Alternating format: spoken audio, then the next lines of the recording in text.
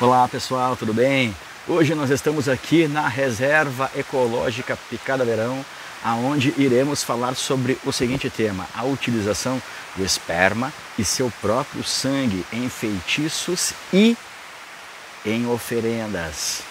É possível usar, como usar, enfim, sobre este tema bem polêmico que iremos falar agora.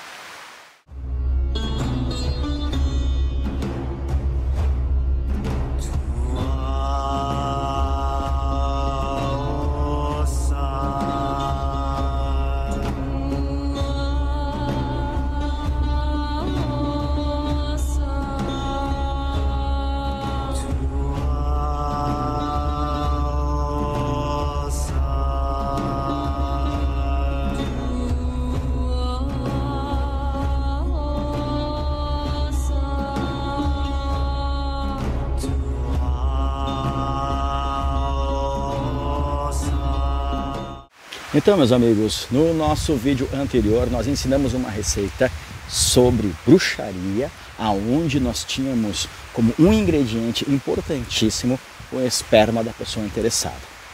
Em feitiços é possível utilizar o esperma, o orgasmo da pessoa interessada? Sim, é possível. Porém, existe uma forma adequada de se utilizá-lo. Não é simplesmente, eu vou fazer dentro dessa panela aqui, a pessoa vai lá, se masturba e joga o esperma dentro da panela. Ou então, depois que terminou tudo, aí a pessoa se lembra, peraí, eu poderia incluir esperma. Vai lá, se masturba e toca por cima de tudo. Não, aí também não adianta. Forma de utilização do esperma, tá? São três. Ou você vai usar na foto da pessoa alvo, ou seja, o seu esperma da pessoa interessada, na foto da pessoa alvo, e aí você vai colar as duas fotos usando o próprio esperma como a cola, tá? No boneco que representa a pessoa alvo, ou então também pode ser em cima da peça de roupa da pessoa alvo que você está utilizando. Então é sempre o contrário, né? O esperma da pessoa interessada em cima de algo que representa a pessoa alvo. Tá? Esta é a única forma de utilização em feitiços. Tá? Não queira inventar moda, porque é necessário que seja assim. A raiz da pessoa interessada em cima do que representa a pessoa alvo. Ponto final. Usando de outra forma, você não vai ter a mesma força, a mesma eficiência. E é uma espécie de um ingrediente adicional, onde você vai colocar um impulso a mais de força espiritual naquele trabalho, ok?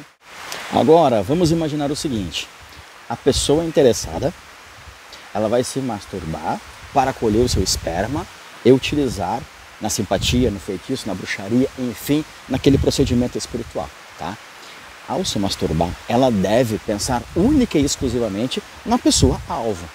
Você não pode se masturbar pensando em outras pessoas ou na pessoa alvo juntamente com outras pessoas, porque isso você vai fazer com que haja interferência na vida sexual entre vocês, ok? Mas digamos também, eu vou assistir um filme ou vou ver uma revista, fotos para me excitar e assim eu conseguir me masturbar. Se for vídeos da pessoa alvo, fotos da pessoa alvo, tranquilo, normal.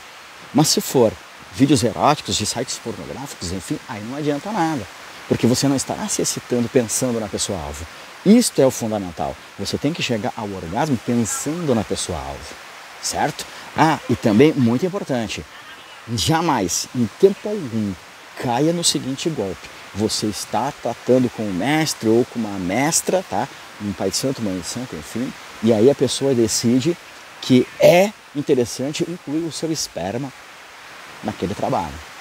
E aí ela diz que ela tem que masturbar você, o mestre tem que masturbar você para você chegar ao orgasmo e aí poder colher exatamente na hora a quantidade certa da forma certa. Errado! Isso é erradíssimo. Isso, na verdade, é um estupro. Estupro de vulnerável, sim, porque você naquele momento está sendo uma pessoa vulnerável, porque está sendo manipulada psicologicamente para ser estrupada, tá? É exatamente. Então, não existe essa história de o mestre, o pai de santo, a mãe de santo, masturbar você ou estar ali junto com você na hora da masturbação para colher o seu esperma. Erradíssimo. Isto é estupro de vulnerável, ok?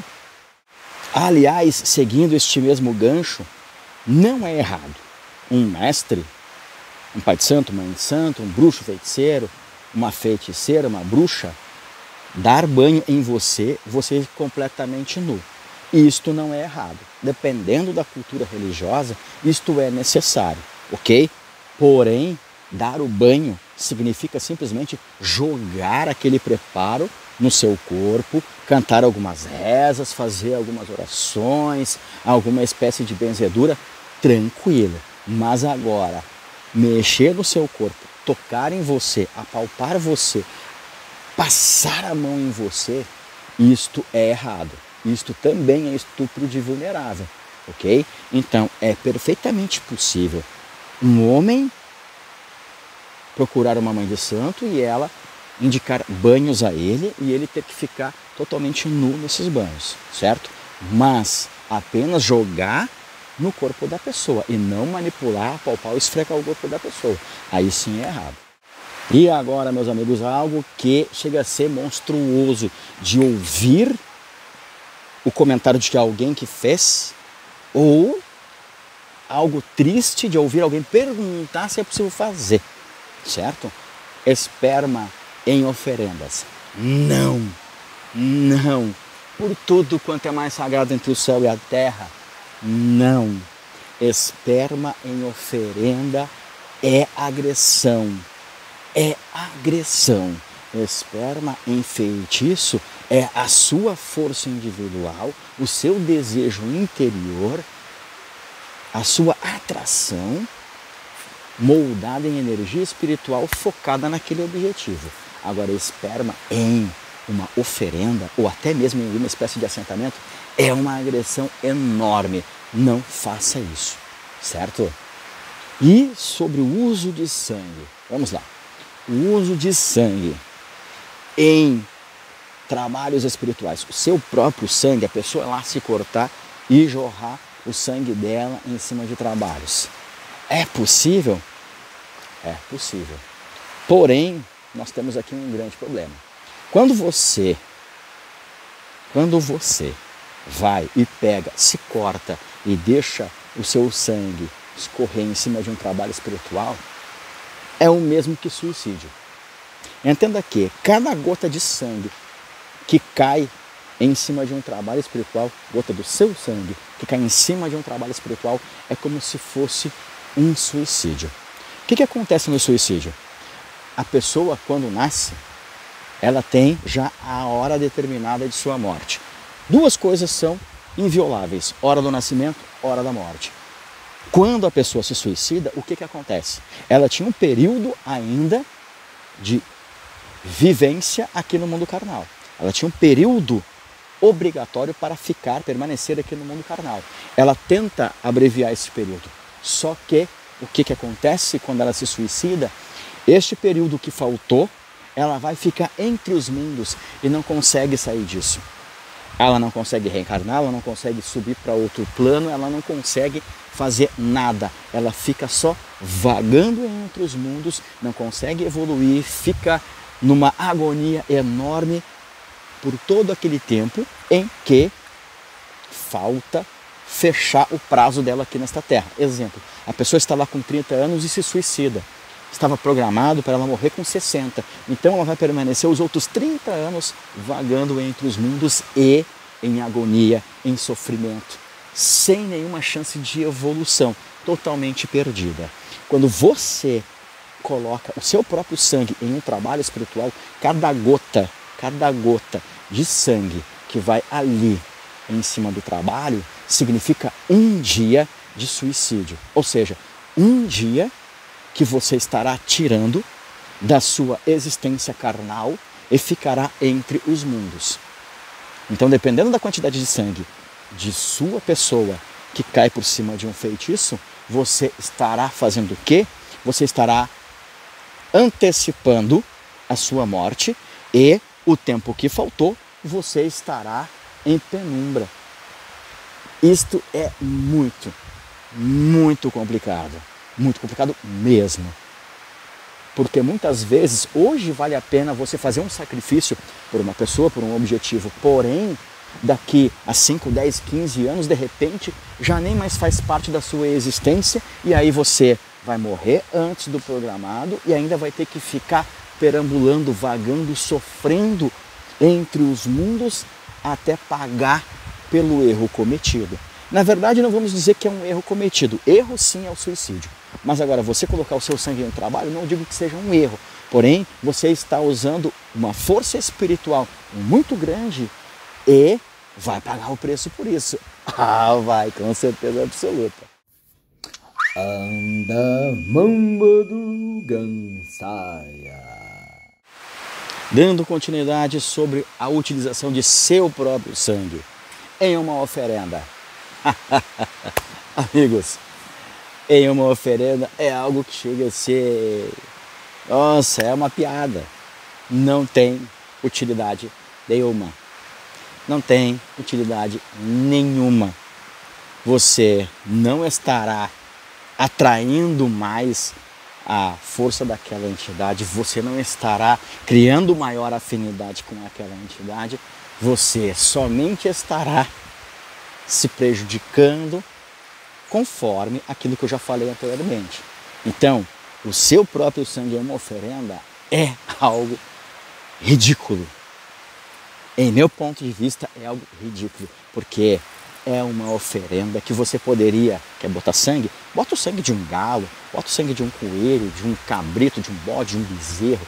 O seu próprio sangue não é um sacrifício, não é algo que vá trazer uma força significativa diante daquela oferenda.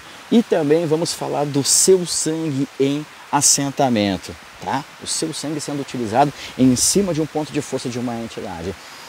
Erradíssimo. O porquê eu digo isso? Porque você estará forçando uma ligação, um vínculo com aquela entidade. Então, qual é o problema nisso? O problema nisso é de que, pós sua morte, passe o tempo que for, pós sua morte, você terá ligações diretas com aquela entidade. E muitas vezes, dependendo da forma como é utilizado, dependendo como está aquele assentamento, você pode criar problemas severos pós-morte, devido a esta ligação que você criou, uma ligação forçada. Então nós não podemos forçar uma entidade a ter uma ligação, a ter uma harmonia, a ter alguma afinidade conosco. Nós devemos tentar, sim, ter alguma espécie de interatividade com aquela entidade, seguir com as rotinas, com oferendas, com cuidados, com dedicação, com respeito, mas você colocar o seu próprio sangue em cima de um ponto de força, de um assentamento, de uma consagração de uma entidade, você estará forçando ela a ter um vínculo com você. Isso, no pós-morte, como ela é superior a você, você poderá até se tornar escravo dela e imagine então se ela não gostou deste vínculo obrigatório que você criou com ela. O que será do seu pós-morte? Fora outras consequências que nós desconhecemos, até porque os conhecimentos que nós temos pós-morte é teoria. Não estivemos lá e voltamos para saber detalhadamente tudo como se passa no pós-morte. Porém, isto é lógico, quando você divide o seu sangue com uma entidade, você está criando um vínculo de forma obrigatória. E ela tanto pode gostar e no pós-morte estar com você e você fazer parte da tribo dela, vamos dizer assim, como ela pode não gostar disso e até mesmo se sentir ofendida por ter criado essa ligação que vai durar toda a sua vida carnal e ainda o pós-morte. Imagina se ela não gostou disso. Por mais que a entidade chegue e fale, e incorpore em você e fale, sim, eu quero o sangue dele, ou então use um oráculo e diga, sim, a entidade quer o teu próprio sangue, algumas gotinhas só. Cuidado, muito cuidado com isso. Eu não recomendo fazer isso, independente de qual seja o seu objetivo, independente de qual seja o seu problema, é algo muito complicado. Eu acho mais fácil você tentar fazer um pacto com o Deus da alma de forma integral, ou seja, que no pós-morte você vai trabalhar para aquela entidade, do que você simplesmente pegar e se cortar e dar o seu próprio sangue para uma entidade, ok? E agora, meus amigos, para finalizar, vai surgir a seguinte dúvida. E se eu for um doador de sangue, eu vou criar um vínculo obrigatório com aquela pessoa que receber o meu sangue? Não. Não, não, não. Doação de sangue não é um ato religioso. É um ato de caridade, é um ato de humanidade. Então, nós estamos falando aqui de procedimentos espirituais, de tratamentos espirituais, certo? Então, se você for lá e doar o seu sangue, e se você for doador de órgãos também, isso não vai criar um vínculo seu com aquela pessoa que recebeu o seu sangue. Você, no pós-morte, não vai ter um vínculo com aquela pessoa que recebeu os seus órgãos, com aquela ou aquelas pessoas que receberam os seus órgãos. Então, pode ser um doador de sangue, isso não vai influenciar em nada na sua vida espiritual. Ao contrário, pode até te favorecer, dependendo de qual seja o seu culto religioso, certo? Você pode ser doador de órgãos, porque após a sua morte, a utilização dos seus órgãos não vai criar nenhum vínculo com aquelas pessoas, ok? Então, pode ficar tranquilo em relação a isso, certo? Só vai ter influência espiritual na sua vida, influência espiritual após sua morte, atos religiosos. E lógico, né? Sua personalidade, suas características, sua forma de pensar, seu posicionamento, porque no pós-morte você vai exatamente para um plano espiritual no qual seja compatível com quem você será naquele momento, de forma espiritual, características e personalidade, ok? Pessoal, o recado de hoje é esse, espero que tenham gostado. Espero que tenha ajudado de alguma forma, pelo menos para clarear alguns pontos, né? A gente não vem aqui trazer uma verdade única, a gente vem aqui trazer alguns comentários, a nossa visão sobre os determinados assuntos e você aproveita aquilo que você julgar ser o coerente, certo?